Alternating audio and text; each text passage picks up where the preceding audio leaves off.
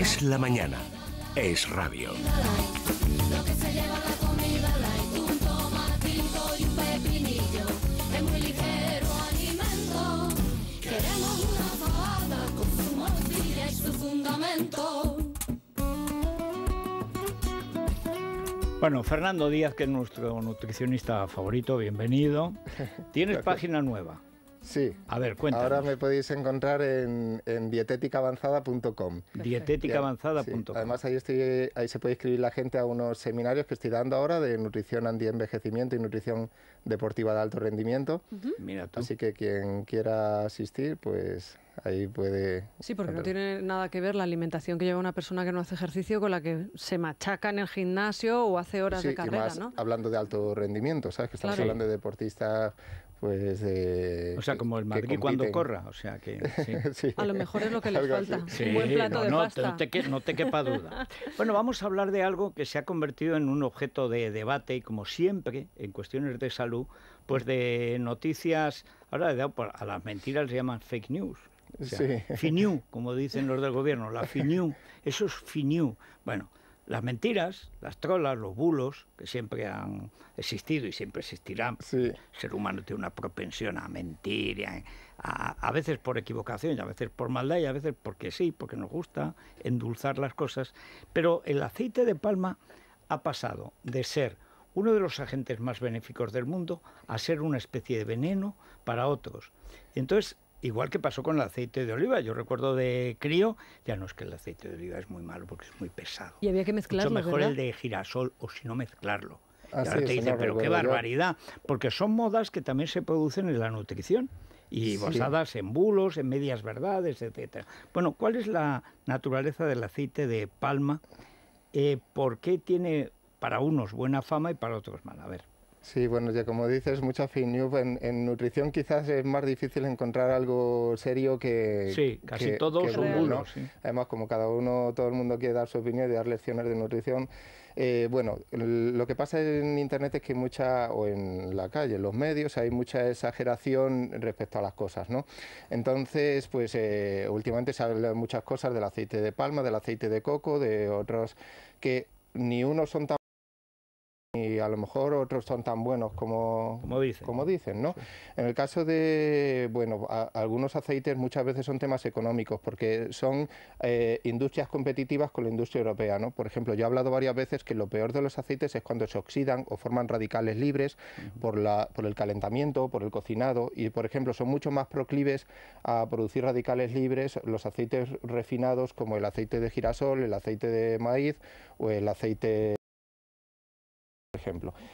Pero, por ejemplo, el aceite de girasol se produce en Europa, el aceite de maíz en América, y cuando llega algún aceite, por ejemplo, que se produce en otras fueras, que puede ser competitivo, como es aceite de palma, que se vende mucho, pues entonces salen campañas muy en contra, pero precisamente por un para tema proteger un mercado. Lo cual no que estoy diciendo que el aceite de palma sea bueno, ¿sabes? Sino que no es tan malo como lo pintan, pero tampoco voy a decir que sea bueno, porque has mencionado tú que antiguamente o antes se decía que el aceite de palma era que si la parcial, no, que decían del aceite de oliva, yo recuerdo de niño, no, el aceite de oliva es demasiado fuerte, es muy malo para la salud.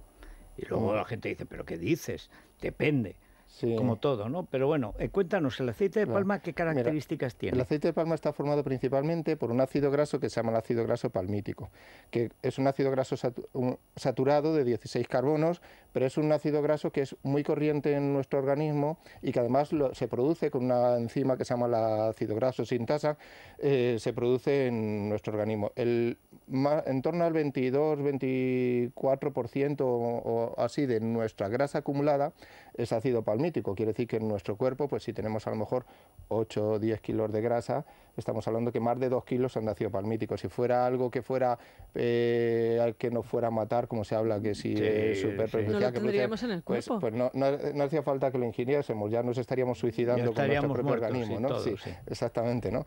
De hecho, el aceite, la grasa más común o el ácido graso más común en nuestro cuerpo es el ácido leico, del cual tenemos en torno a un 45%, igual que los cerdos, por cierto, que se habla muy mal. El cerdo es lo que más semejanzas tiene con el humano. Y se aprovecha todo. Claro, como dicen ahora Aragón hasta los Los andares. andares. Del cerdo me gustan hasta Sí. los andares. Sí. Un cerdo ibérico, por ejemplo, tiene pues cerca de un 45% de grasa ácido oleico, lo mismo que el aceite de oliva, ¿no? A veces se habla de lo malo que es la grasa animal y lo buena que es la vegetal, cuando a lo mejor a veces es la misma, como que incide ahí, ¿no?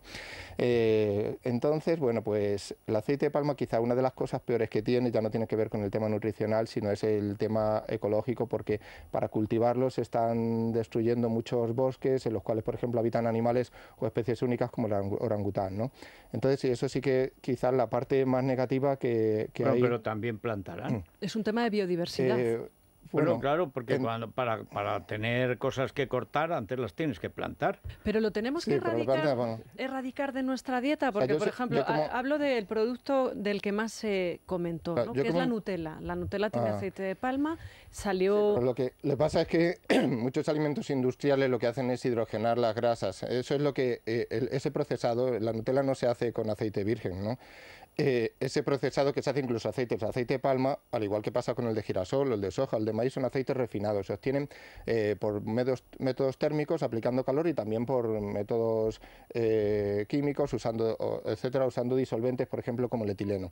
Entonces ahí es cuando ya los ácidos grasos se están dañando y es cuando se producen radicales libres.